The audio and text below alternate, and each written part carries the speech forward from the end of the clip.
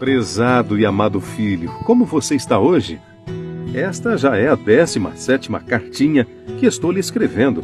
Espero que você tenha crescido espiritualmente, assim como tem crescido a nossa amizade. Este relacionamento comigo é fundamental para você caminhar firme na jornada cristã e se encontrar inabalável por ocasião das tentações do inimigo. O tema que estarei te explicando hoje é sobre uma outra besta, agora a que sobe da terra. Como animais significa poder, reino, nações, não há dúvida que a besta que sobe da terra é uma nação poderosa, que dá poder para a besta que surgiu do mar, ajudando-a na recuperação de sua ferida mortal. Os Estados Unidos da América são, desde o fim da Segunda Guerra Mundial, a nação mais poderosa do planeta. Mas pouca gente sabe que essa hegemonia no panorama mundial foi prevista muitos séculos antes na minha palavra. Na cartinha de hoje, você descobrirá o que está previsto no Apocalipse sobre os Estados Unidos e como a influência política e religiosa desse país terá um papel crucial nas profecias que se cumprirão num futuro não muito distante. Estude e acompanhe os acontecimentos. Você se certificará de que a Bíblia tem razão. João viu ainda outra besta emergir da terra. Possuía 2 chifres, parecendo cordeiro, mas falava como dragão. Apocalipse 13:11. Sendo que em profecia, mar representa povos. Apocalipse 17:15. Terra representa lugar pouco habitado. Fala-se então de uma nação que tem seu início em uma região afastada da Europa, onde a Igreja de Roma esteve sediada. Note que esse novo poder mundial desponta no período em que a ferida mortal da besta do mar é curada. A única nação que surge como poder mundial nesse período são os Estados Unidos da América, inicialmente agindo de forma branda, sob os princípios da Reforma Protestante. Aos poucos este país se afastará dos ideais cristãos e demonstrará intolerância. Outro dado importante, meu filho, é que esse poder mundial, conforme a profecia, desempenha um papel enganoso, se passando pelo Espírito Santo. Apocalipse 13, versículos 12 e 13. O diabo é muito sagaz, e com sua falsidade pode até enganar os próprios eleitos. Por isso fique atento ao que vou lhe dizer. O texto bíblico faz referência a uma imitação do Espírito Santo. O verso 13 menciona sinais de fogo descendo do céu, e isso lembra a dotação do Espírito Santo, em Atos 2, que desceu do céu em forma de línguas de fogo e se manifestou em sinais miraculosos. Os Estados Unidos são o berço do pentecostalismo e da renovação carismática. Por meio do falar em línguas estranhas, milagres e curas, esses movimentos religiosos pretendem reproduzir o verdadeiro Pentecostes, ocorrido em Atos 2. Sua extensa influência espiritual produzirá um falso reavivamento de dimensões mundiais, que reforçará as principais reivindicações da Igreja de Roma. Existe uma relação entre as 2 bestas do Apocalipse que você vai se impressionar.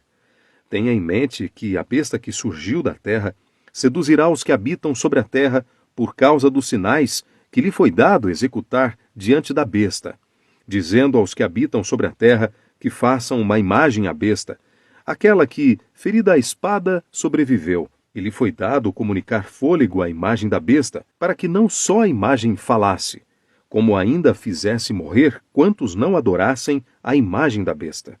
A todos, os pequenos e os grandes, os ricos e os pobres, os livres e os escravos, faz que lhe seja dada certa marca sobre a mão direita ou sobre a fronte, para que ninguém possa comprar ou vender, senão aquele que tem a marca, o nome da besta ou o número do seu nome. Aqui está a sabedoria. Aquele que tem entendimento calcule o número da besta, pois é número de homem.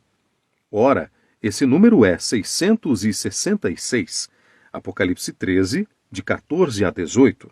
Não se esqueça, meu filho, que a Igreja de Roma, na Idade Média, impunha sua autoridade por meio de um sistema legislativo repressivo, pelo qual o governo civil perseguia e matava os dissidentes. Essa profecia diz que num futuro próximo haverá um poder político com autoridade semelhante para se opor à liberdade de consciência com os mesmos resultados obtidos durante a Inquisição, à semelhança da adoração imposta à imagem de ouro em Daniel 3.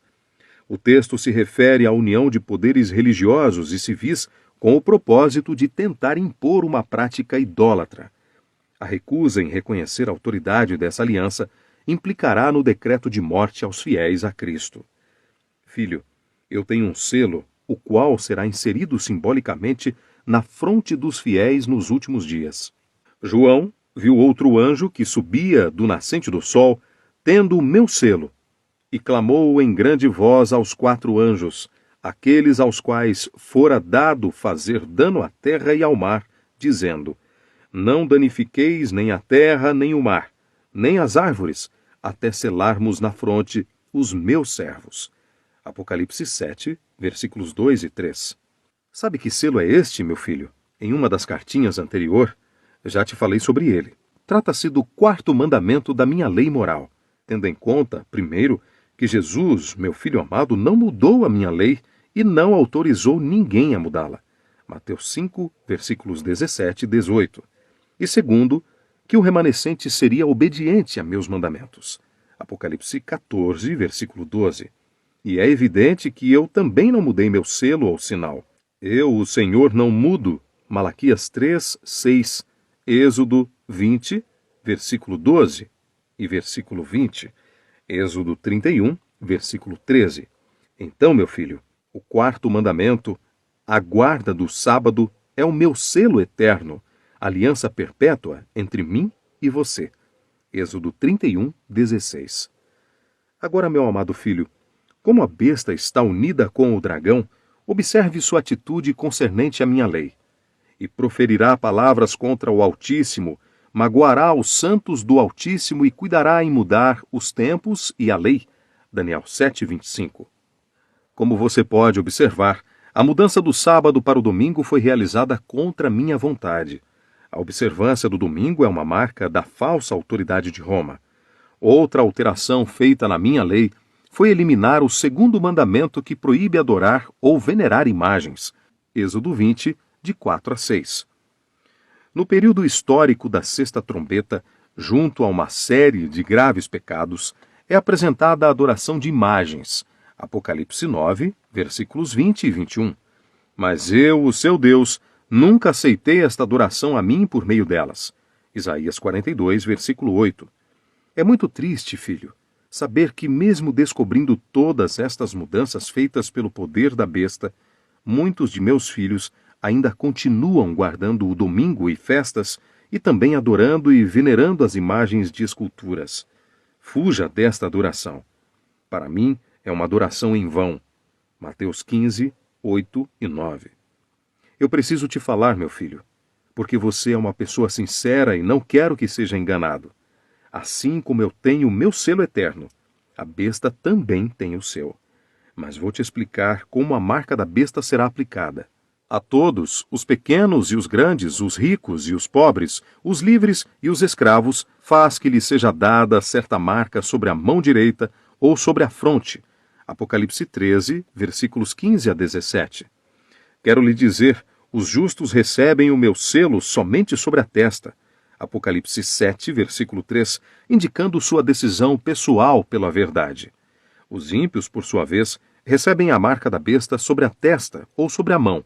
Apocalipse 14, 9, porque praticam a falsa adoração imposta pela besta, por convicção ou por mera conveniência e falta de fé. Você gostaria de saber o que acontecerá com aqueles que receberem a marca da besta em sua fronte ou em sua mão? Leia na minha palavra o que está escrito em Apocalipse 18, de 8 a 11.